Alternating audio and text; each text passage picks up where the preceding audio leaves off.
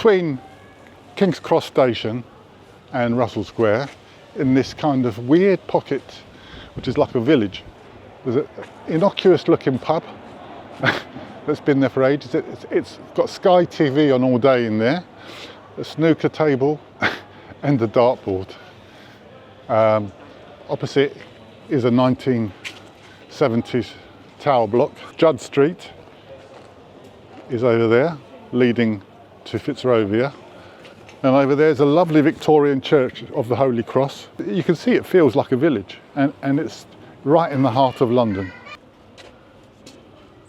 1888, built by Joseph Peacock.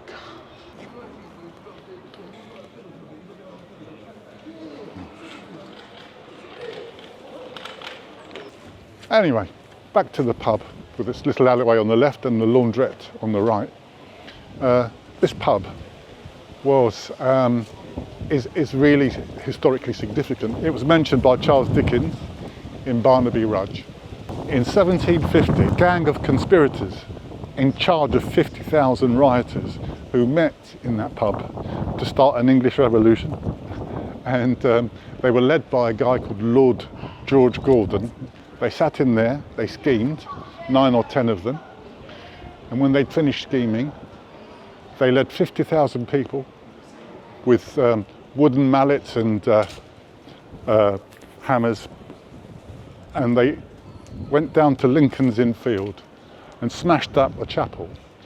And from there they went to Clerkenwell and smashed up the walls of Newgate Prison and released 300 prisoners and started a huge riot that was unstoppable for 6 days.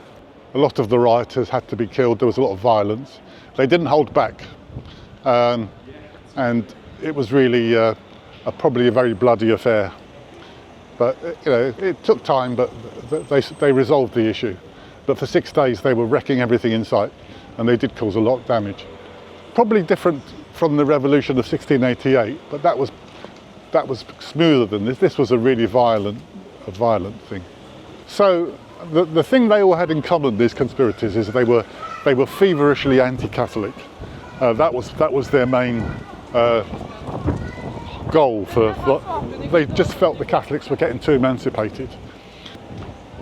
Lord Gordon had several goes at causing this revolution, and this one, the one in particular I'm talking about, is 1780, is referred to as the Gordon Riots.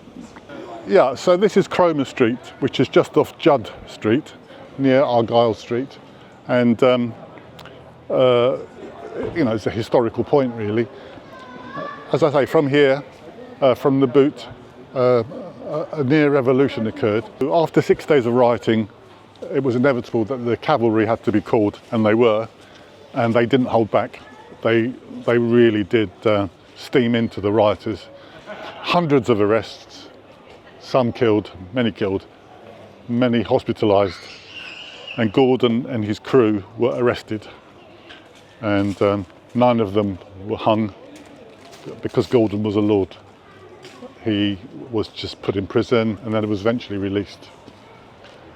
And that was the end of the nearest the UK, London, has become to a revolution. So it's ironic that this whole attempted revolution by Lord Gordon and his conspirators was an attempt to oppress Catholicism, and the headquarters of his scheming was the Boot Pub, which is now an Irish pub, very Catholic, and it's ironic really. And really, after 1780, from that revolution, it took another 100 years before the emancipation of the Catholics in the Victorian era. But they got there in the end. It just took a bit of time.